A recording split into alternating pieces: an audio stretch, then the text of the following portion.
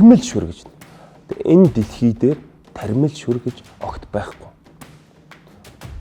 30 жил услаа зогсдог юм гэж байдаггүй. Ерөөсөө тармил шүр гэдэг ойлголт үнэт эдлийн зах зээл дээр байхгүй. Монголд л байгаа.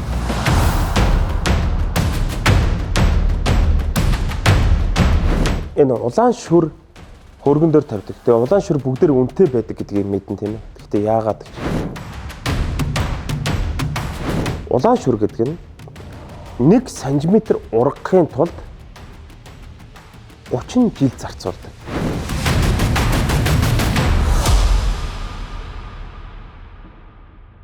За энэ бол хүзүүний тойрог 30-тай 3 см өндөр ийм толгой гэсэн.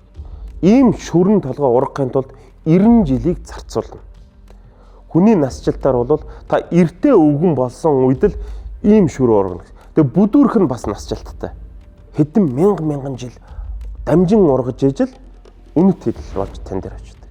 Шүр бол амьд гэж яриад байдаг. Яагаад вэ гэхээр далайн нялцгай биетээр хоолож ургадаг нэг төрлийн тийм амьдлаг шинж чанартай модлог ургамал. Бүдүүлгээр хэлбэл далайн мод гэж ойлгож байна. Энэхүү шүрний химийн найрлага нь хор тавдрын ангаахын шинжилгээ ухаанд хор тавдрын тарианд ордог кальци CO3 феррум гэсэн химийн найрлагатай зүйл. Хүн төрөлхтний хамгийн ихээр өхүүлж байгаа өвчнийг ангаадаг зүйл учраас бурхны шашинд энийг амьд зүйл гэж нэрлэсэн. Ингэснээр төвдүүд маш их хэрэгэлдэг үндсэн шалтгаан ерөөсөө. Шүр бол нийтдээ 6-7 өнгө бий. Жишээ нь хар шүр, ягаан шүр, цэнхэр шүр, мөн цагаан шүр, улаан шүр, цусан улаан гэх мэтлэн маш олон төрлийн өнгүүд байдаг. Дэлхийд дээр бол ака шүр гэтэл зөвхөн каратаар үнэлэгддэг байх жишээ нь. 1 карат гэхэд 1 граммыг 5 хуваасантай тэнцэх зүйл жинг 1 карат гэж нэрлэдэг. Тэгэхээр бол зарим нь бол бүр сардин мардин гэдэг үнгүү шухуу шүрнүүд бас төрлийн байна.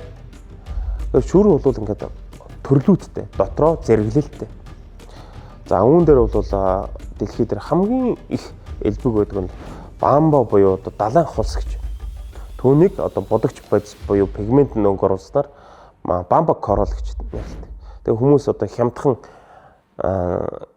гэдэг өгөгдлийг ашиглаад хямдхан байж шүр байж магадгүй гэдэг маш их өрдүүлдэг жишээ байна. Тармил шүр гэж.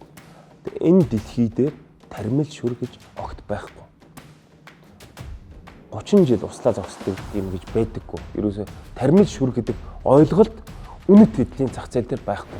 Шүр нь далайн түвшнээс доош 40 м-ээс 300 м-ийн гүнд урган бий болдог олон мянган жилийн хугацаанд.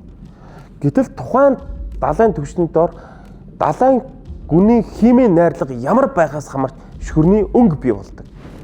Жишээ нь шүр бол кальци CO3 феррум гэсэн найрлагатай. Феррум нь их байх юм бол улайлт бий болдог. Феррум буюу төмөрчтэй. Тэгээ төмрийн агуулмж их болоод ирэхээр улаан. Тэгээ төмрийн агуулмж ягаад далайд байдгүй гэхээр дэлхийн нийт галтуулын 92% нь далайн ёроолд байдаг. Ялангуяа Япон тэнгис. Япон тэнгисийн доогуур дэлхийн нэг твүүдийн ангалууд байгаа. Тэнд хамгийн их магм гарч ирдэг. Дэлхийн цөмийн төмөр, хөхөр гэдэг ингээд найрлагууд гарч ирснээр тэнд Япон тэнгис хамгийн их төмрийн агуулмж өндөртэй. Одоо ойлгож байна те. Япон шүр ягаад улаан байдаг вэ? Далайн ёроол химийн найрлага нь ямар байхаас хамаарат хар те цэнхэр мөн ягаан төмрийн найрлага нь бага, кальцийн агуулмж нь их байх юм. Ягавтар шүр бий болдог.